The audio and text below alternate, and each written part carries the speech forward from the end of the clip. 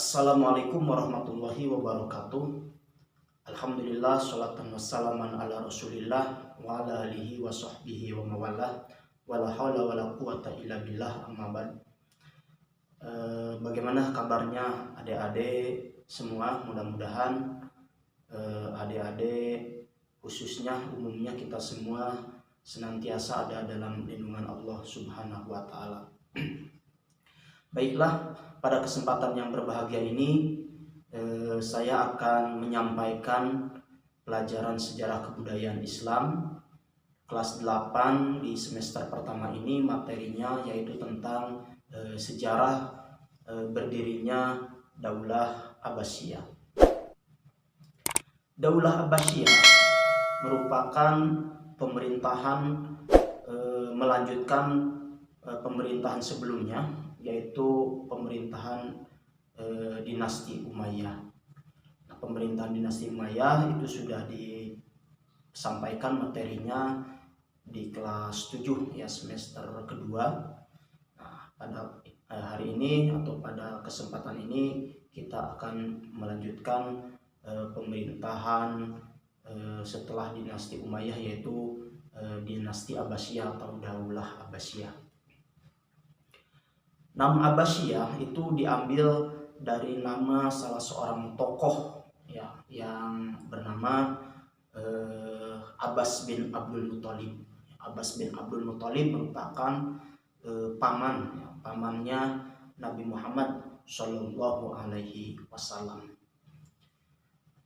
Nah, Daulah Abbasiyah ini didirikan oleh Abdullah bin Muhammad atau terkenal dengan sebutan Abu Abbas Asy-Syaffah, berdiri pada tahun 132 Hijriah atau bertepatan dengan tahun 750 Masehi. Nah, dalam mendirikan pemerintahan Abbasiyah ini, para tokoh atau keturunan Abbas ini melakukan beberapa langkah untuk mewujudkan sebuah pemerintahan Abbasiyah ya, dengan tiga cara ya. Yang pertama adalah dengan membentuk gerakan bawah tanah. Nah, gerakan bawah tanah ini dipelopori oleh tiga orang tokoh. Yang pertama bernama Muhammad Al-Abbas ya. Yang kedua Ibrahim Al-Imam, dan yang ketiga Abu Muslim Al-Khurasani. Nah, itu tiga tokoh itu tokoh penting ya dalam pergerakan Bani Abbas dalam rangka mendirikan sebuah pemerintahan Daulah Abbasiyah. Nah, langkah yang kedua adalah menerapkan politik bersahabat. Nah, artinya apa? Artinya keturunan Abbas ya, mereka tidak menunjukkan sikap permusuhan terutama terhadap pemerintahan Bani Umayyah. Nah, itu langkah kedua, yaitu dengan menerapkan politik bersahabat ya. Yang ketiga adalah dengan meninggalkan nama Abbas ya, tetapi mereka menggunakan dengan nama Bani Hashim. Ya, tujuannya apa? Tujuannya agar gerakan ini mereka namakan dengan gerakan Bani Hashim. Tujuannya agar mereka mendapat dukungan terutama dari keluarga Ali bin Abi Thalib. Nah, itu tiga langkah ya dalam rangka upaya atau usaha dari keturunan Abbas untuk mendirikan sebuah pemerintahan yang disebut dengan pemerintahan Daulah Abbasiyah. Nah, langkah yang keempat sebetulnya ada satu lagi yang disebut dengan gerakan atau menetapkan sebuah wilayah basis pergerakan yang mana basis pergerakan itu dipusatkan di sebuah kota Al-Khurasan. Jadi kota Khurasan itu dijadikan sebagai wilayah gerakan politiknya Bani Abbas, karena di daerah Khurasan itu banyak sekali para pendukung dari Bani Abbas untuk menggulingkan pemerintahan Daulah Umayyah. Nah, lalu berikutnya tokoh-tokoh yang berperan dalam berdirinya Daulah Abbasiyah. Nah, ada 3 tokoh yang berperan dalam berdirinya Daulah Bani Abbasiyah. Tokoh yang pertama yaitu Muhammad bin Ali.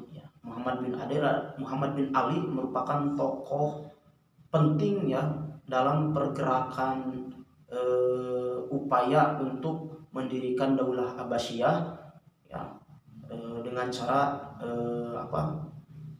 melakukan gerakan-gerakan politiknya. Tetapi cita-cita dari Muhammad bin Ali untuk mendirikan sebuah pemerintahan Abbasiyah itu tidak terwujud karena gerakan Muhammad bin Ali itu terlihat ya atau tercium oleh pemerintahan Bani Umayyah, yang mana pada akhirnya kemudian Muhammad bin Ali ditangkap oleh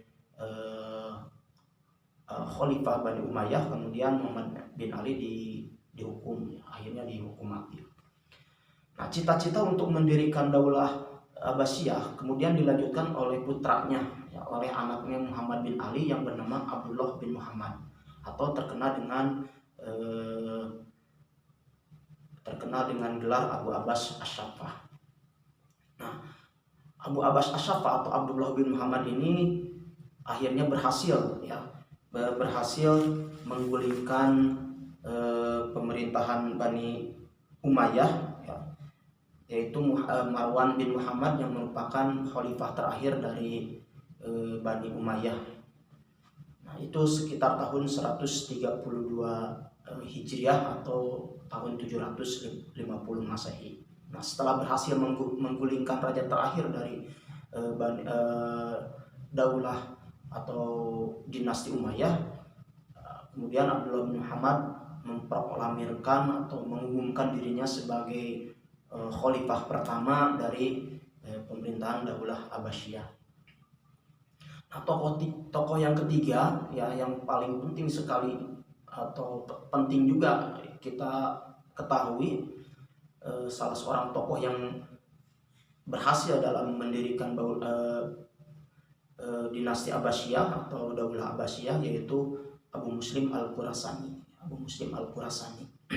Beliaulah yang melakukan propaganda kepada seluruh umat Islam agar mendukung gerakan Abbasiyah untuk mendirikan sebuah pemerintahan menggantikan dari daulah atau dari dinasti Umayyah. Nah, demikianlah untuk materi kali ini yang bisa saya sampaikan. Ya, kurang lebihnya mohon maaf. Mudah-mudahan kita semua senantiasa ada dalam lindungan Allah Subhanahu wa taala. Wallahul muwaffiq ila aqwamit thoriq. Wassalamualaikum warahmatullahi wabarakatuh.